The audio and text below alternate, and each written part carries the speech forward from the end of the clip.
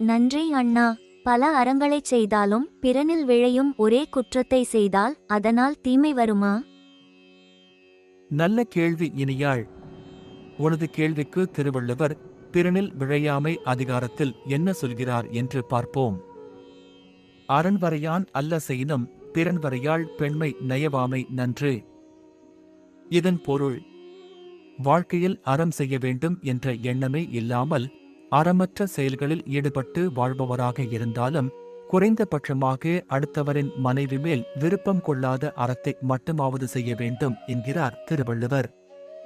ஏனென்றால் சமூகத்தில் மற்ற அறங்கள் செய்வதற்கு இடமாக குடும்பம் என்ற அமைப்பு இருப்பதால் பிறரின் இல்லாளை விழைவது அந்த குடும்பத்தை அழித்துவிடும்.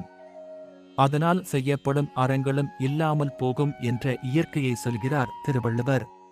அறம் செய்தால் மட்டுமே நிலையான இன்பம் கிடைக்கும் என்ற உண்மையை மனதில் கொள்ள வேண்டும்.